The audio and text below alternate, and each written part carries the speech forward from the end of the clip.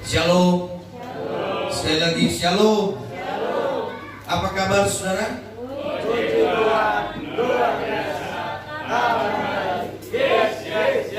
Haleluya. Beri sekali lagi kemuliaan yang paling mulia buat Tuhan.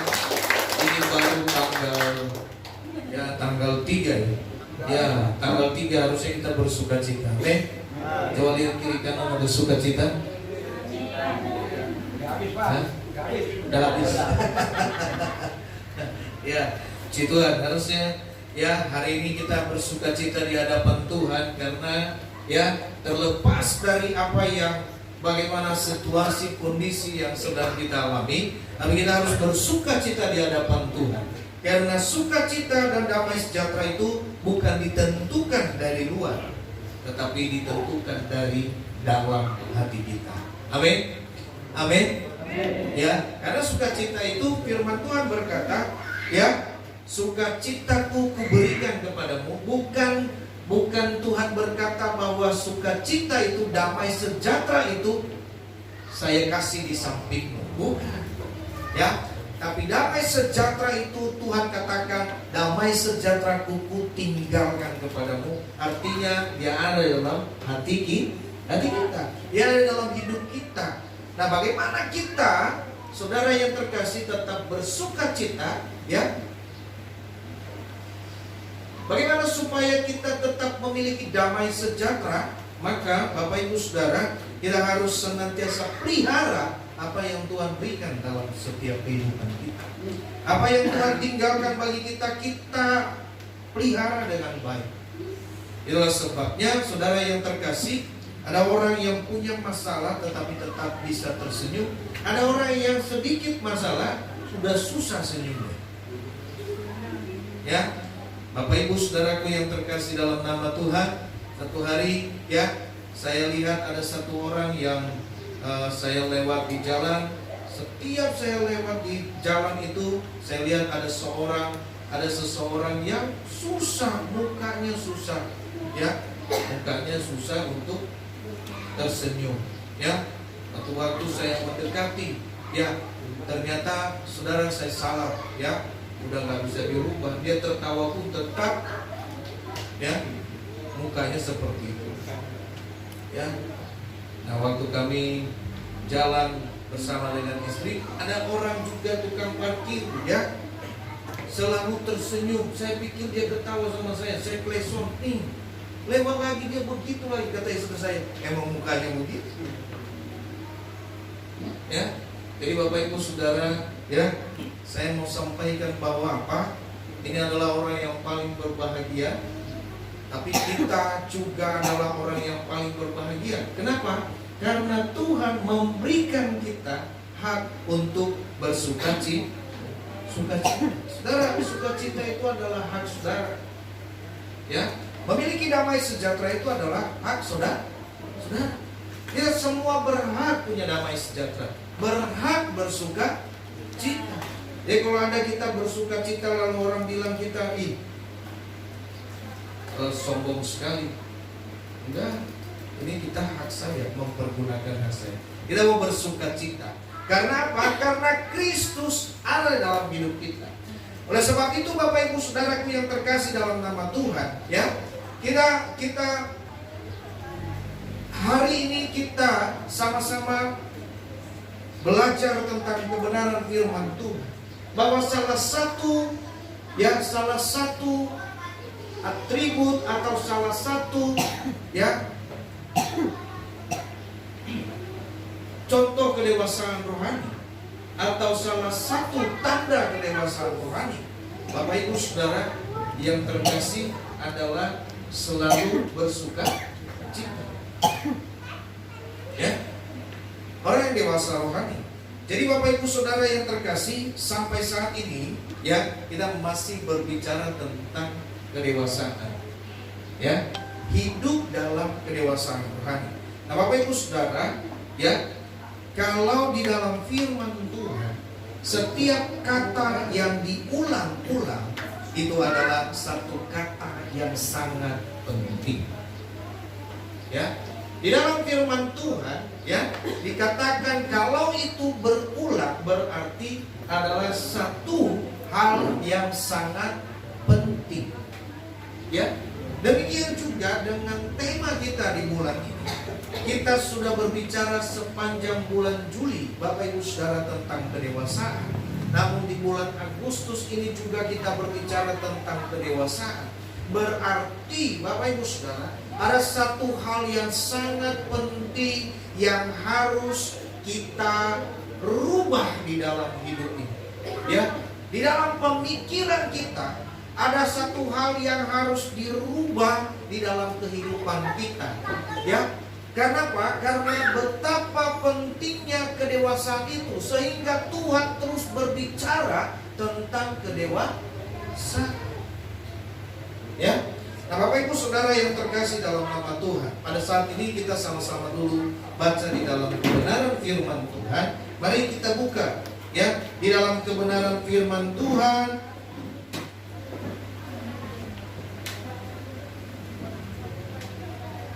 Kolose pasal 3 ayat 1 sampai dengan yang keempat. Sudah dapat Kolose? Kolose pasal 3 ayat 1 sampai dengan yang keempat. Kalau sudah dapat kita baca sama-sama. Ya. Saudara, saya baca ayat yang ganjil, saudara baca ayat 2. Dan demikian sebaliknya.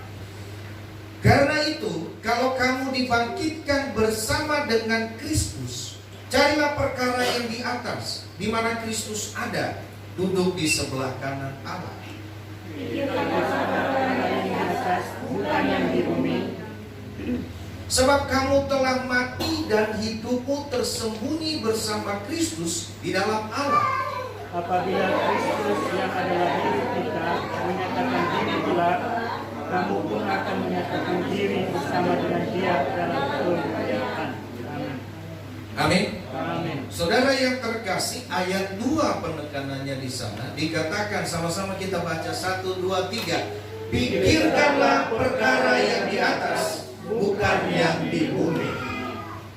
Bapak Ibu Saudara yang terkasih dalam nama Tuhan, ketika saya baca kebenaran firman Tuhan ini, Tuhan bagaimana ini kita berpikir tentang apa yang di atas, apa maksud dan tujuan Tuhan. Kita harus pikirkan perkara yang di atas. Toh perkara yang di bawah saja susah, apalagi perkara yang di atas. Dan perkara yang di bumi aja nggak habis kita pikirin, apalagi pikirkan yang pikiran yang di atas. Bapak Ibu Saudara, ketika saya renungkan kebenaran firman Tuhan ini, saudaraku yang terkasih, saya mendapat satu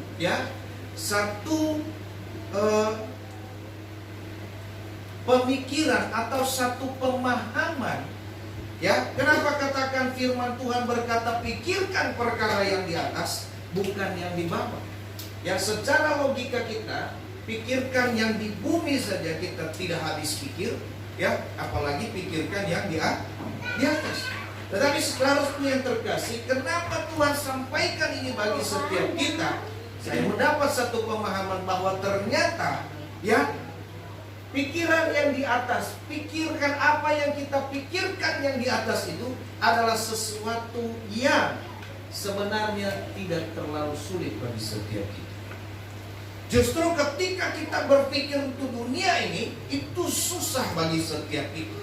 Ketika kita berpikir tentang dunia ini, maka yang timbul dalam hidup kita adalah kekhawatiran, ketakutan, kecemasan. Coba saudara pikirkan apa yang terjadi dalam dunia saat ini. Ya, tadi disinggung sama Bu Amel di sekolah minggu, 2 tahun gak dipergunakan, disita. Ya, uang di bank ya berapa tahun gak dipakai? 3 bulan. Hah? 3 bulan. 3 bulan gak dipakai, uang di bank disita. Coba bayar, saudara. 2 tahun tanah gak dipakai, disita. Mengerikan. Ya, Bapak Ibu Saudaraku yang terkasih, ya kita berdoa ini undang-undangnya bisa direvisi atau bagaimana lagi ya. Itu tergantung dari pemerintah. Tapi kita berdoa supaya pemerintah juga mengeluarkan maklumat atau satu keputusan yang baik. Kita percaya, kita berdoa. Nah, Bapak Ibu Saudaraku yang terkasih dalam nama Tuhan, apakah ini kita tidak berpikir bahwa ada kekhawatiran ketika kita berpikir tentang dunia ini? Ya, dunia ini ketika kita memikirkan apa yang ada di bumi, Bapak Ibu Saudara, maka itu yang terjadi, bahwasanya ketakutan, kecemasan, kekhawatiran, ya, kelemahan, ya, ini yang akan menjadi pemikiran kita. Ya. Nah, kalau kita terus hidup setiap hari di dalam kekhawatiran, Bapak Ibu Saudara, lama-lama jadi stres. Ya, kalau kita hidup terus setiap hari dalam ketakutan, saudara, kita nggak bisa ketemu orang. Ya, lihat, jangankan ketemu orang, lihat cahaya aja kita takut. Ya, kita mengurung diri karena takut keluar rumah, takut ketemu orang, Bapak Ibu Saudaraku yang terkasih. Ya, sehingga kita mengunci diri kita. Ya, lalu kemudian apa yang terjadi? Matahari seolah-olah itu menyilaukan mata. Ya, nah, Bapak Ibu Saudara yang terkasih, karena pemikiran yang di bumi ini mendatangkan sesuatu yang mengkhawatirkan, ya, mendatangkan sesuatu yang menakutkan. Bapak Ibu Saudara, itulah sebabnya firman Tuhan katakan, stop, pikirkanlah perkara yang di atas. Apa yang kita pikirkan tentang perkara yang di atas? Ya, nah, Bapak Ibu Saudaraku yang terkasih dalam nama Tuhan, ya, ini yang akan kita bahas, kita belajar pada hari ini. Nah, sebagai orang yang dewasa di dalam rohani, tidak lagi memikirkan apa yang tidak baik. Amin. Amin. Bapak Ibu Saudaraku yang terkasih, minggu kemarin kita sudah berbicara bahwa apa? Artinya apa? Ketika aku kanak-kanak, aku berpikir seperti kanak-kanak, aku merasa seperti anak-anak, aku berkata-kata seperti anak-anak, ya. Tetapi setelah aku dewasa, aku meninggalkan semua itu. Nah, Bapak Ibu Saudara yang terkasih dalam nama Tuhan, orang yang dewasa, Bapak Ibu Saudara, akan memikirkan tidak lagi hanya ini, ya. Salah satu contoh, salah satu ciri orang yang dewasa di dalam Tuhan. Ini yang perlu, ya. Kalau kita berpikir tadi bahwa oh, saya ini udah dewasa kok, ya, udah bisa mandi sendiri, ya, udah bisa cuci baju sendiri, udah bisa makan sendiri, ya, betul nggak? Semuanya sendiri, ya, betul, ya, semuanya kita sendiri. Berarti secara jasmani kita sudah dewasa, ya, cuci baju sendiri, masak sendiri, ya. Sehingga ada lagu masak sendiri, ya kan? Ya, makan sendiri. Sudah sampai, ya, artinya kita berpikir bahwa kita mampu, ya, untuk berdiri sendiri. Ini adalah ciri, ya, secara jasmani. Ini adalah satu ciri kedewasaan rohani, ya.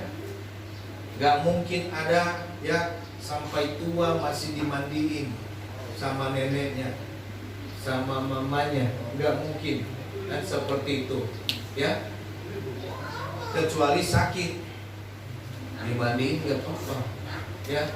Coba Abang Daniel misalnya masih dimandiin sama mama, kan, gak nyampe, gayungnya gak nyampe ketinggian Abang Daniel. Ini contoh bahwa secara jasmani kita dewasa. Tapi Bapak Ibu Saudaraku yang terkasih, apakah dewasa itu ditentukan dengan jasmani kita? Tidak. Bertumbuh ke arah kedewasaan rohani itu bukan pilihan, ya.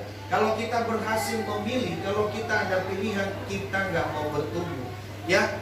Baik secara jasmani maupun secara rohani. Secara jasmani, makanya Bapak Ibu Saudara, ada banyak orang pingin awet muda karena nggak mau dia tua. Padahal di dalam Alkitab orang yang tua itu, Bapak Ibu Saudara, adalah orang yang terhormat, ya. Kalau dia ada di tempatnya, ya. Tapi kalau dia nggak ada di tempatnya, firman Tuhan katakan juga jangan dengar dongeng nenek-nenek tua. Ya, karena nenek-nenek tua itu suka berdongeng. Ya. Tapi kalau dia ada di tempatnya, dikatakan rambut putih pun itu adalah satu kehormatan. Ya. Nah, Bapak Ibu Saudara yang terkasih, bukan pilihan. Ya, tetapi itu adalah satu proses, itu adalah satu kehendak Allah yang harus terjadi dalam hidup kita. Ya. Saya berulang kali sampaikan bahwa tidak ada yang bisa menahan Anda tidak bertambah umur. Ada yang bilang, ada yang bisa berkata bahwa saya nggak mau bertambah umur saya. Ada? Tahan dulu umurmu di angka 30. Ada yang bisa tahan? Nggak ada yang bisa. Suka atau nggak suka, umur kita harus bertambah. Demikian juga dengan rohani kita. Tidak suka atau tidak suka, rohani kita itu harus bertumbuh. Maka ada jenjangnya. Dari orang yang baru bertobat, setelah dia bertobat semakin lama menjadi jemaat, akhirnya menjadi pendoa, mungkin menjadi pelayan, lalu kemudian menjadi hamba Tuhan. Itu semua proses. Dia harus. Tapi banyak orang hanya mau sebatas jemaat. Padahal prosesnya sebenarnya, you mau nggak mau itu harus terjadi dalam hidup kita. Nah, Bapak Ibu Saudara yang terkasih, kedewasaan rohani bukan tujuan akhir. Oh, kalau saya sudah dewasa, berarti selesai, sempurna. Tidak. Tapi kedewasaan rohani itu adalah satu proses yang berjalan, pembentukan yang terus menerus oleh firman Tuhan. Jadi kita terus dibentuk. Nah, Bapak Ibu Saudara, kembali kepada kita tadi bahwa orang yang dewasa, cirinya salah satunya yang kita bahas hari ini adalah apa? Ya, memikirkan perkara yang di atas. Apa maksud dari pemikiran? Pikirkan yang di atas. Bapak Ibu Saudaraku yang terkasih dalam nama Tuhan, Rasul Paulus menjelaskan ini. Ya, hak istimewa yang kita peroleh melalui Yesus Kristus, ya, dikatakan bahwa Bapak Ibu Saudara kita punya hak. Kita ini telah diselamatkan. Kita mati dan bangkit bersama dengan Kristus. Ya. Dan Yesus bilang, biarlah di mana aku berada, di dalam Yohanes dikatakan, biarlah di mana aku berada, di situ pun mereka berada. Pertanyaannya sekarang, Yesus ada di mana? Yesus ada di mana? Yesus ada di mana? Ada yang bilang di hati. Yesus ada di mana?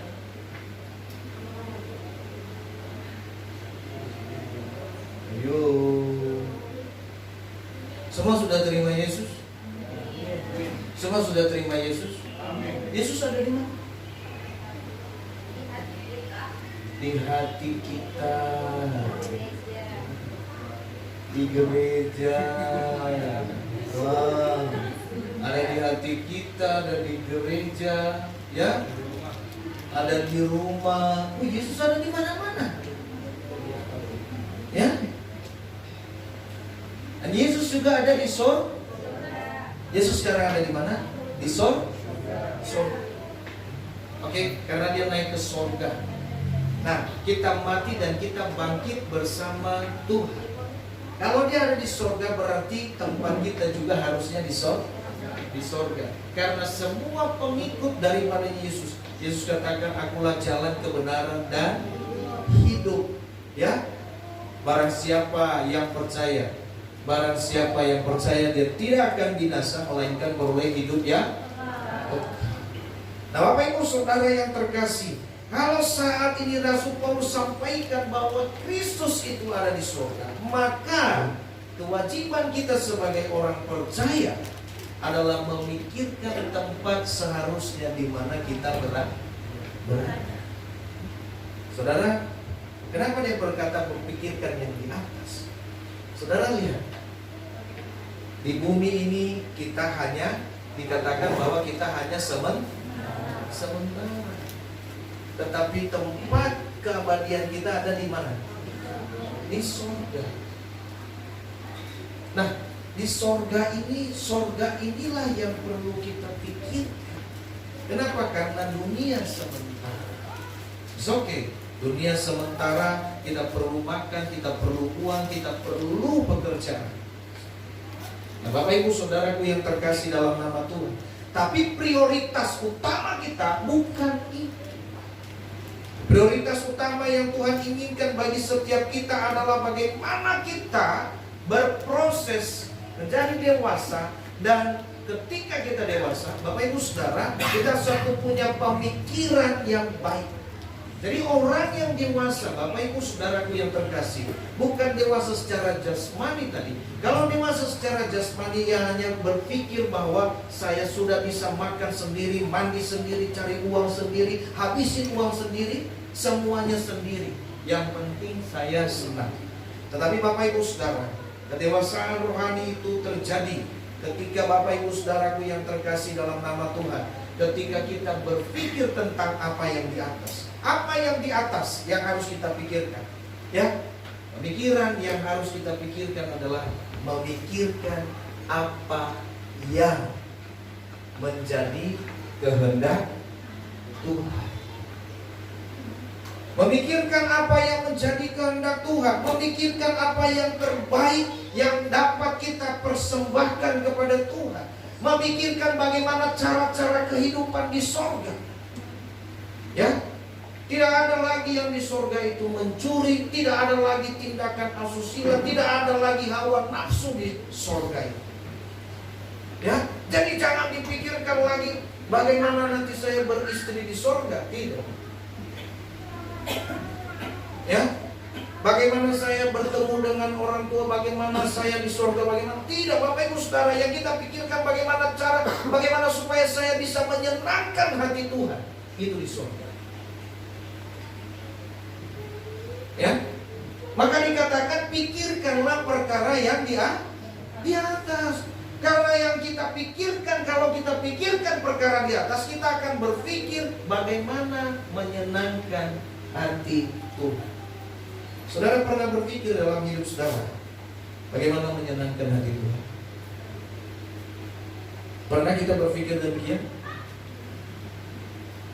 Saudara, pernah nggak kita berpikir bagaimana menyenangkan Tuhan?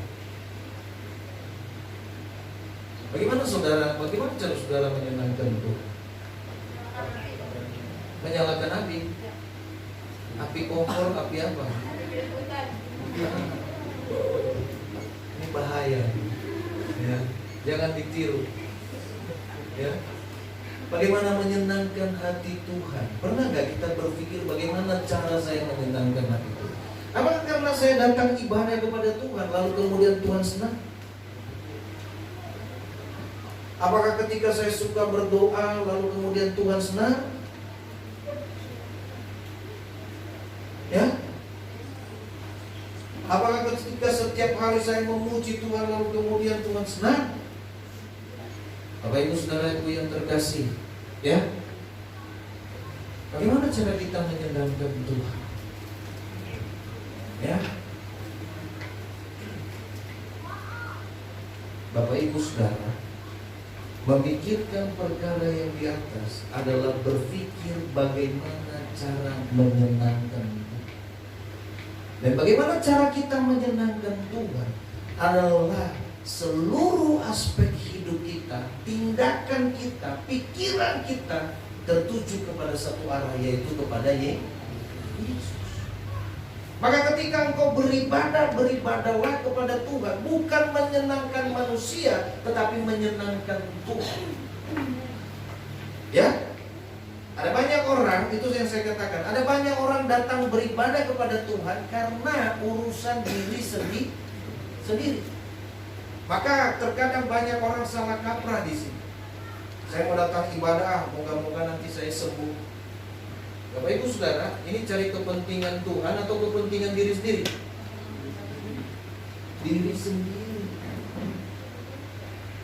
Jaminannya memang dia pasti sembuh, tapi tujuannya ini sudah beda. Ya, betul tidak? Ya, saya mau datang ibadah, mudah-mudahan diberkati. Saya mau datang ibadah, siapa tahu pelanggan besok banyak. Ya, saya mau melayani Tuhan, mudah-mudahan orderan rame.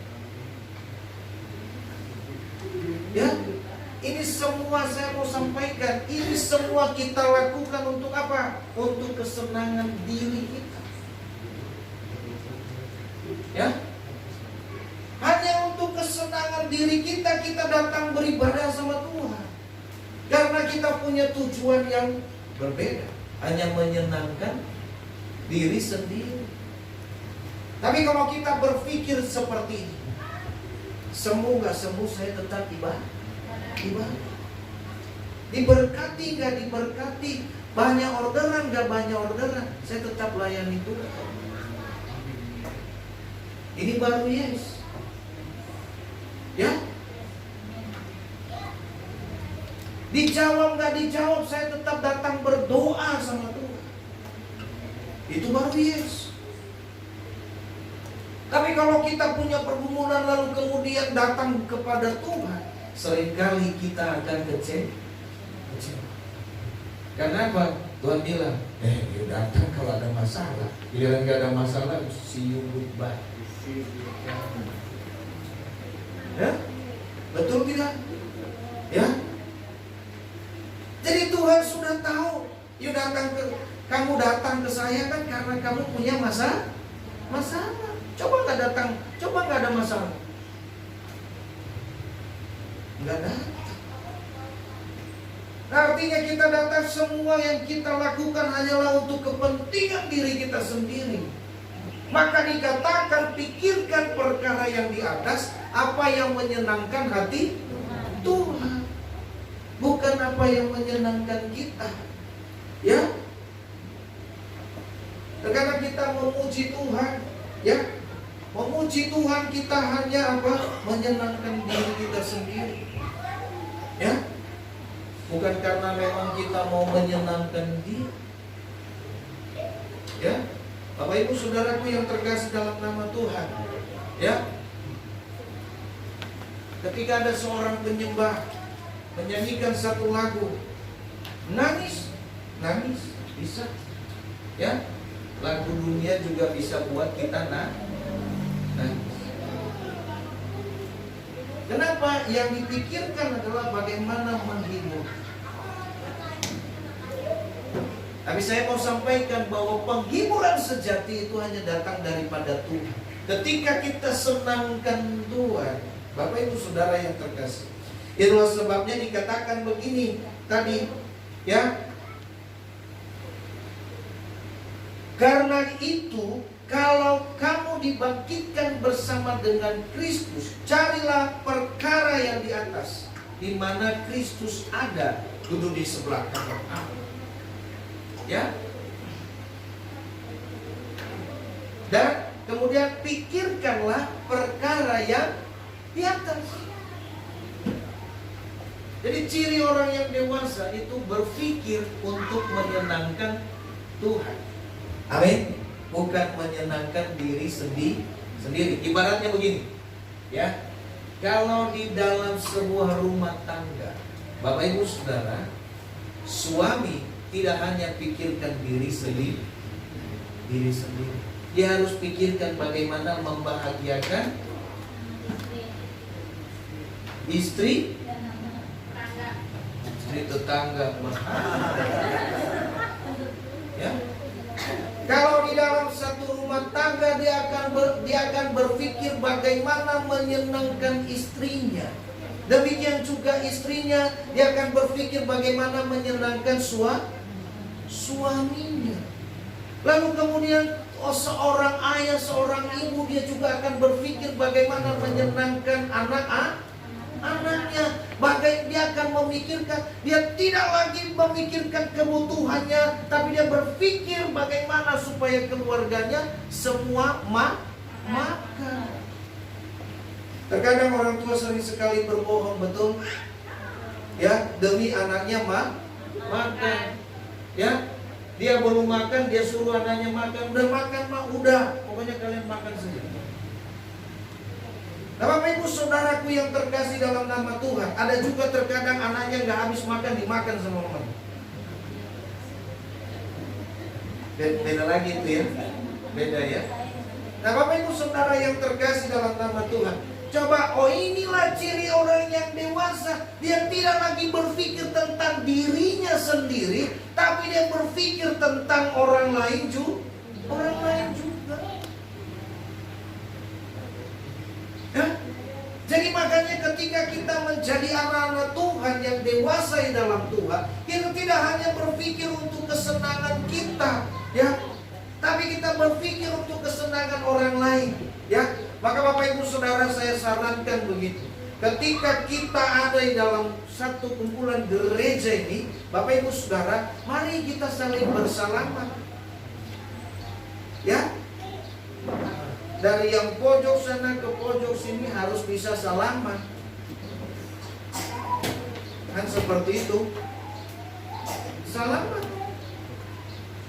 Supaya kita saling melihat, menyenangkan sesama kita. Jangan sampai kehadiran kita juga menyusahkan sesama kita. Saya katakan kenapa?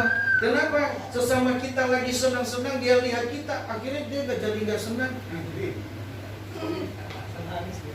Ya. Tapi saudaraku yang terkasih, ketika sesama kita lagi sedih, dia lihat kita lalu kemudian dia senang, itu saudara jadi berkah. Amin. Tapi kalau saudara kita sedang sukacita, dia lihat kita jadi tidak sukacita, itu saudara jadi kutuk.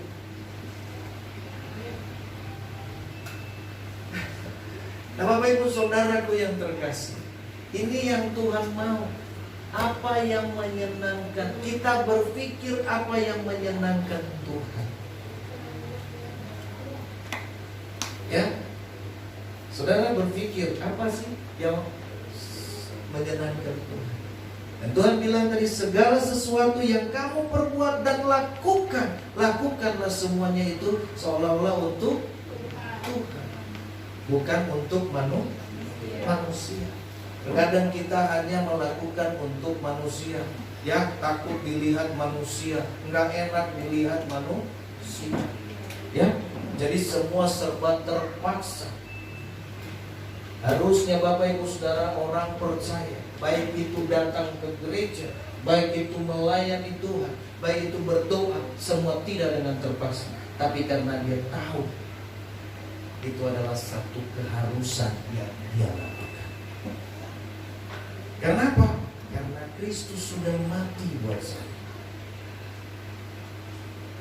Bahkan kita ganti nyawa kepada Tuhan juga, itu tidak sebanding. Siapa kita? Kalau Kristus itu mati untuk kita, itu luar biasa. Tapi kalau juga kita mati untuk Kristus, itu belum sebanding. Ya, tapi sampai bercucuran, bahkan sampai mati pun itu tidak sebanding. Kenapa Bapak Ibu Saudara? Karena Kristus kematiannya adalah kematian yang tidak berdosa. Kristus itu tidak berdosa. Jadi dia layak, dia pantas untuk tebus kita. Tapi kalau kita mati demi Kristus, Bapak Ibu Saudara, itu bahkan itu pun tidak sebanding. Ya, kenapa? Karena kita ini manusia berdosa. kita harus mati untuk dosa kita.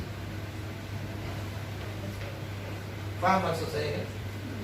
Ya. Jadi kalau kita menghargai ini Bapak Ibu Saudara, kita memikirkan apa yang menyenangkan hati Tuhan. Bapak Ibu Saudaraku yang terkasih, ini adalah satu sukacita yang luar biasa. Kedua, Bapak Ibu Saudara, ketika kita kembali ke ayat 1, dia katakan, carilah perkara yang di atas. Artinya jangan cari perkara di bumi. Karena perkara di bumi, Bapak Ibu Saudaraku yang terkasih, adalah masalah. Ya, ya, perkara yang ada di bumi itu ujung-ujungnya masalah. Coba aja cari perkara. Ya,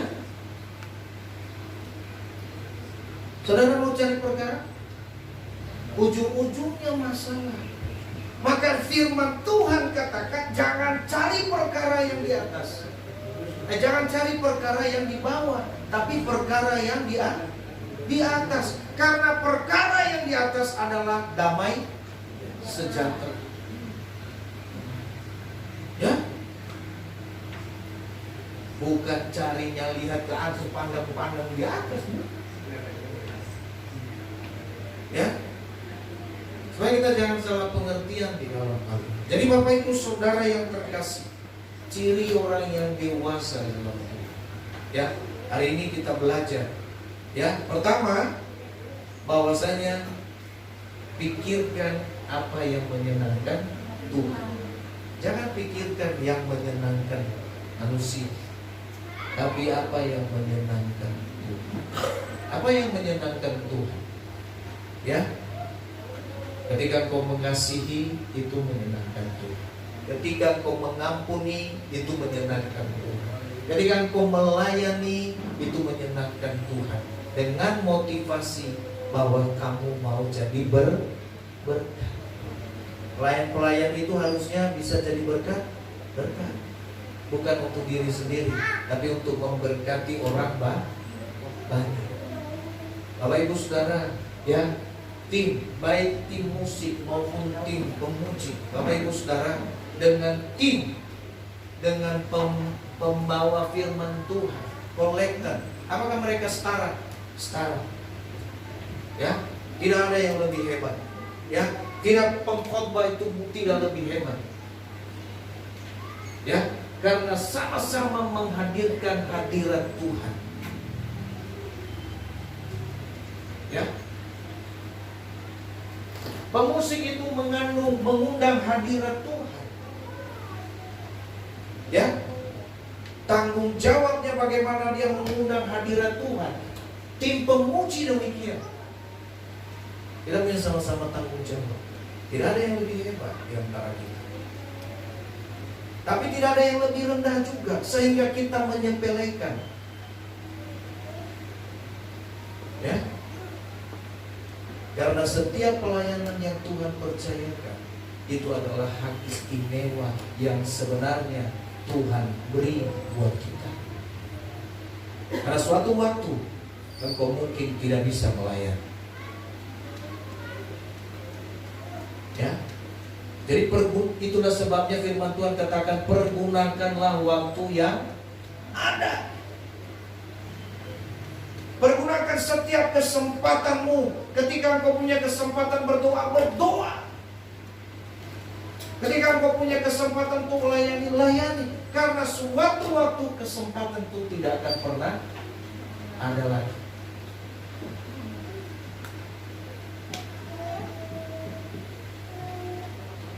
Ya, kita berpikir kalau Tuhan kasih kita kesempatan untuk ibadah. Karena mungkin suatu waktu kita mau ibadah tapi tidak bisa. Kita mau melayani tetapi tidak bisa. Maka hargai setiap kesempatan yang Tuhan beri. Bapak Ibu Saudara yang terkasih, inilah ciri orang yang dewasa di dalam hidup. Bagaimana kita mencapai proses kedewasaan? Berpikirlah. Pertama, pikirkanlah perkara yang di atas, apa yang menyenangkan. Yang kedua, carilah perkara yang di atas. Jangan cari masalah. Ya. Ya. Bapak Ibu Saudara, oleh sebab itu firman Tuhan hari ini bagi setiap kita ya tersampaikan bahwa supaya kita semua menjadi dewasa di dalam Tuhan. Bagaimana ya Bapak Gembala Senior kemarin waktu jumpa Gembala sampaikan ini. Bagaimana seseorang, bagaimana amanat agung bisa berjalan? Ya, kalau semua sidang jemaat Tuhan belum dewasa di dalam Tuhan, termasuk pelayan-pelayan belum dewasa di dalam Tuhan, meskipun sudah melayani belum dewasa di dalam Tuhan. Bagaimana orang yang belum dewasa diutus untuk menginjil, memenangkan orang lain? Belum bisa. Sebab hanya orang dewasa lah yang bisa memenangkan orang.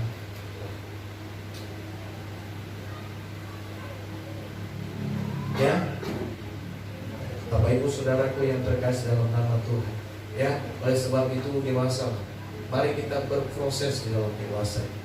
Ya, saya katakan bahkan ya orang yang melayani sekalipun meskipun udah mulukan di dalam pelayanan.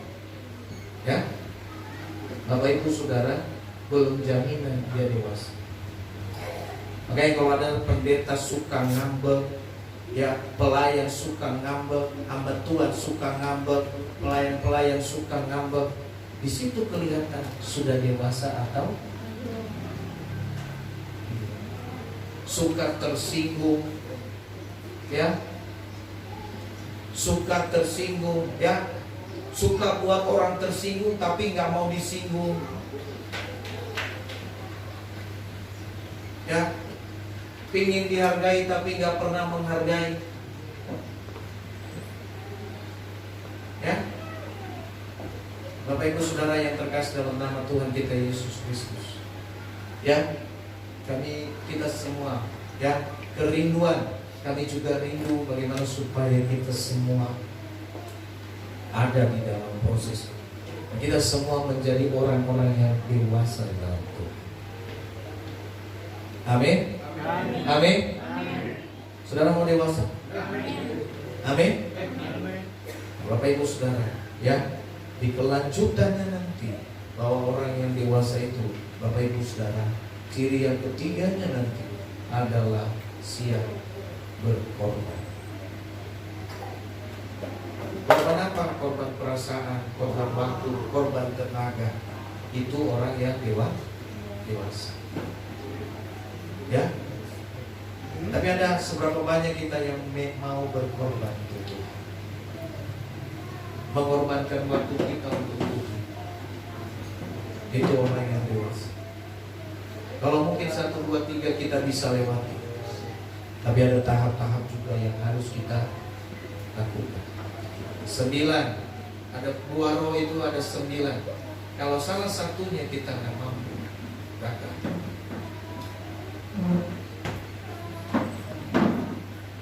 Ya, buah roh itu 1 isinya 9. Paham maksudnya ya? Ya,